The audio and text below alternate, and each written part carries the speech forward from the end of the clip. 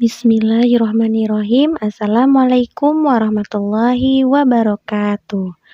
Halo teman-teman semua, bagaimana kabar kalian hari ini? Semoga teman-teman semua selalu dilindungi Allah Subhanahu wa Ta'ala. Nah, hari ini kita akan belajar di tema 2, udara bersih bagi kesehatan. Subtema 1, cara tubuh mengolah udara bersih. Pembelajaran ke-1 tentang sistem pernapasan hewan. Nah, sebelum kita belajar, mari kita berdoa dahulu yuk. Allahumma anfa'ni bima 'allamtani wa 'allimni ma yanfa'uni wa zidni ilman. Nah, sekarang sudah siap belajar? Kalau sudah siap, disimak baik-baik ya videonya. Yuk, kita lihat videonya.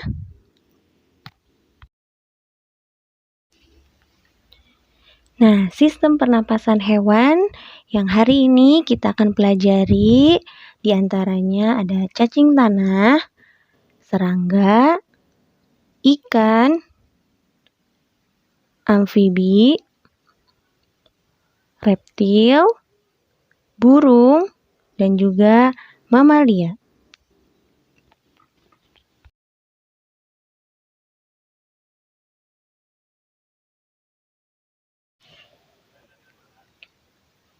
Sistem pernapasan hewan yang pertama kita akan bahas yaitu cacing tanah.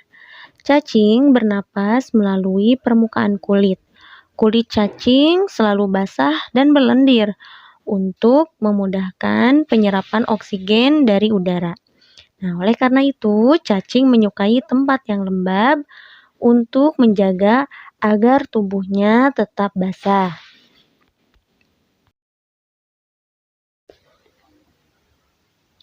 Nah, di bawah permukaan kulit cacing yang tipis, terdapat pembuluh udara. Saat udara masuk melalui kulit, oksigen diikat oleh darah. Nah, pada darah cacing terkandung hemoglobin sehingga mampu mengikat oksigen. Oksigen yang diikat oleh hemoglobin kemudian diedarkan ke seluruh tubuh. Nah, zat sisa pembakaran berupa karbon dioksida dan uap air dikeluarkan dari tubuh juga melalui permukaan kulit.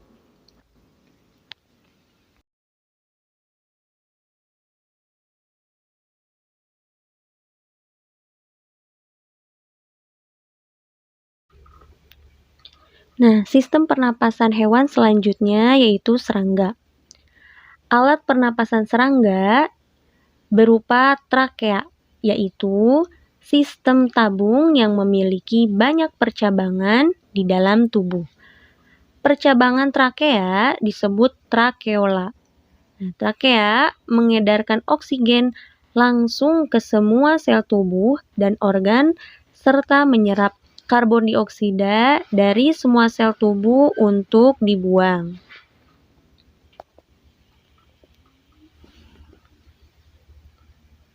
Nah, udara memasuki trakea melalui pori-pori kecil di permukaan tubuh serangga yang disebut spirakel. Selanjutnya, udara beredar melalui pembuluh udara kecil. Sel-sel tubuh mengambil oksigen langsung dari pembuluh udara kecil itu.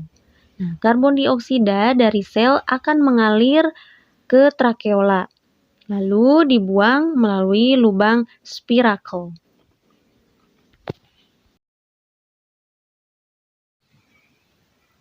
Sistem pernapasan hewan selanjutnya yaitu ikan.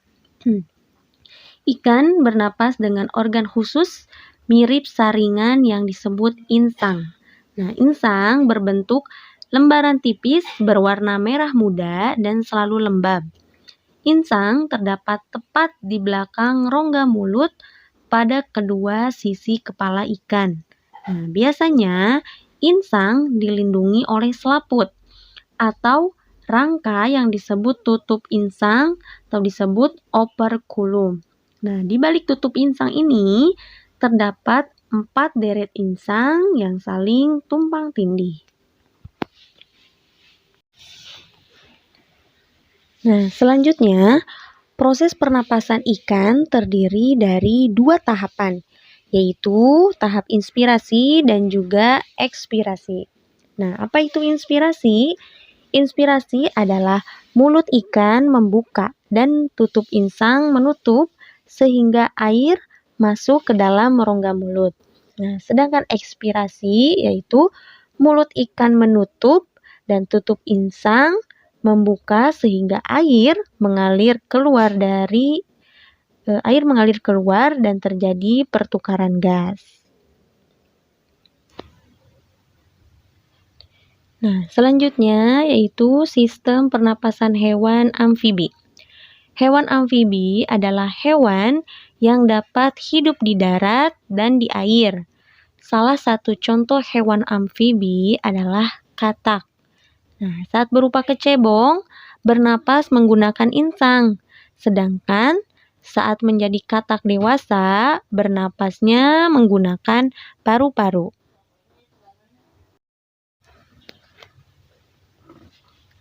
Nah, sistem pernapasan hewan selanjutnya yaitu hewan reptil.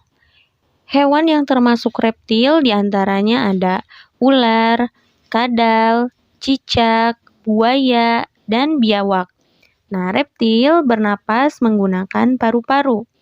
Pada reptil yang sering berkubang di air, seperti buaya, lubang hidungnya dapat ditutup selama menyelam. Dengan begitu, air tidak akan masuk ke dalam paru-paru.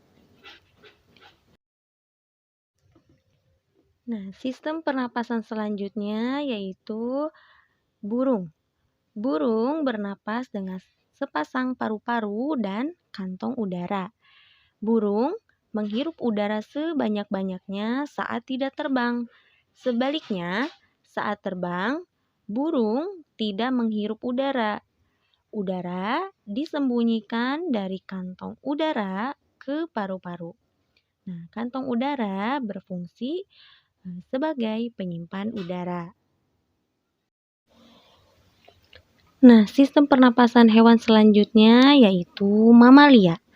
Mamalia adalah jenis hewan yang menyusui anaknya. Ada dua jenis mamalia, yaitu mamalia darat dan mamalia air.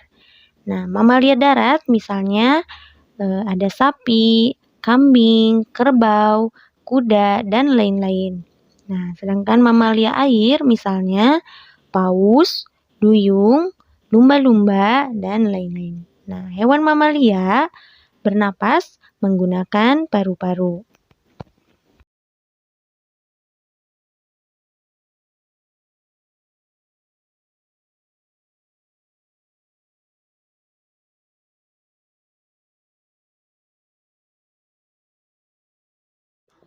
Nah, cukup sekian materi hari ini tentang sistem pernapasan hewan.